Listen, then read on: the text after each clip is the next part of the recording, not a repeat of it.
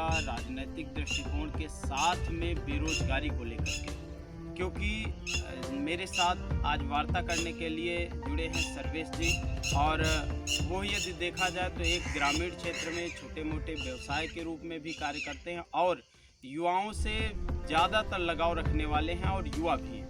तो जानेंगे कि इस शासनकाल में कैसा क्या युवाओं के प्रति रहा रोजगार को लेकर के, और अन्य लोग यदि युवा है तो किस तरह से स्वरोजगार की तरफ आगे बढ़े, इनसे बात करेंगे। भाई साहब नमस्कार। नमस्कार। क्या नाम है? सर्वेश। भैया, युवा जो है वो किस तरीके से यदि आगे चाहे तो रोजगार कर सकता है? युवा तो नंबर एक तो सबसे पहले सरकार से अपना मुंह काम करती है कि सरकार उसको रोजगार दे पाए। युवाओं को चाहिए कि ग्रामीण क्षेत्र में तमाम सारे बिजनेस हैं करने के लिए, जैसे मशरूम फार्मिंग कर सकता है, ब्रॉयलर फार्मिंग कर सकता है, मधुमक्खी पालन कर सकता है, दूध डेयरी का काम कर सकता है। इसी तरीके से तमाम काम वो करने के लिए वो आगे बढ़े और अगर हो सके तो सरकार इनकी मदद भी करे। और जब तक इस तरीके से कोई काम नहीं किया जाएगा तब तक वो आगे नहीं बढ़ पाएगा, क्योंकि सरकार नौकरी दे नहीं पाएगी। किसान को चाहिए कि अपने बेटे को कुछ न कुछ साथ में खेती के साथ और भी काम कराए। किसान चाहे 200 रुपया रोज कमा पाए, अपनी खेती के साथ साथ 2 पैसे कमाने की आमदनी की तरफ लगे, सरकार के 5 किलो राशन के चक्कर में ना पड़े, तभी रोजगार संभव है। ऐसा हमारा निजी विचार है। जैसा कि अभी बीच में कई किसान गुट के लोग सरकार के खिलाफ कई धरनों पर बैठे, तो क्या इस पर सरकार को मान लेना चाहिए उनकी विचारधारा को कि नहीं? सरकार को उनकी विचारधारा मान लेना चाहिए, इसलिए कि जय जवान जय किसान का नारा रहा है। अगर किसान वास्तविक रूप से देखा जाए तो 20 रुपये 1 लीटर पानी की बोतल बिकती है, उसी बीच में 1 किलो धान पैदा करने में 42 लीटर पानी लग जाता है। अगर उसका कैलकुलेशन किया जाए तो किसान की मेहनत भी नहीं आ रही, तो इस तरीके से उसका मूल्यांकन सही हो नहीं पा रहा।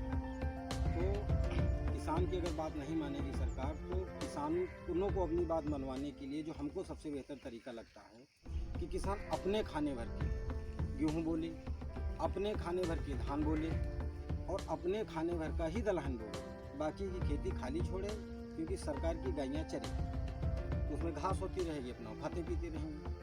और जब सरकार को गेहूँ धान मिलेगा ही नहीं, तब किसान की शर्त मानना मजबूरी होगी, क्योंकि आज 1900 रुपये पर बैग जो है खाद का रेट कर दिया गया है। अब किसान किस तरीके से गेहूँ, किस तरीके से धान का कोई मूल्यांकन सही तो हो नहीं पा रहा है। खाद के पैसे कहाँ से आएंगे, मेहनत का पैसा कहाँ से आएगा। डीजल इतना महंगा हो चुका है कि जुताई बहुत मुश्किल हो गई है, खाद पास इंतजाम किया नहीं जा सकता है। तो इस स्थिति में किसान को चाहिए कि समिट के जब तक सरकार किसानों की बात मान न ले, तब तक अपने भर की खेती करनी चाहिए, बाकी खेती को छोड़ देना चाहिए। एक दिन सरकार मजबूर हो जाएगी और मजबूर होकर उसको किसानों की बात माननी ही पड़ेगी। हमको यही तरीका बेहतर लग रहा है।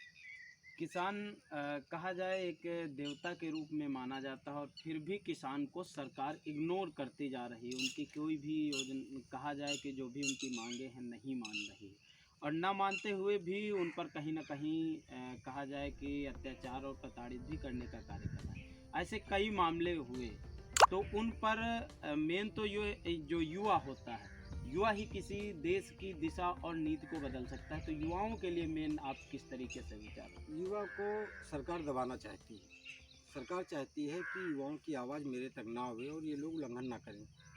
जिस तरीके से देखा जाए तो युवाओं को, बच्चों को, नौजवानों को शिक्षा ना मिल पावे, इसकी वजह से लगातार शिक्षा पे सरकार कोई काम नहीं कर रही, रोजगार पे कोई काम नहीं करती। यानी कि मजबूर करके सरकार राशन अपना खिला के और पेट भर खाना खाने को विकास मानने का तय करा रही है सरकार की। अगर पेट भर खाना खा लो तब भी विकास मानो।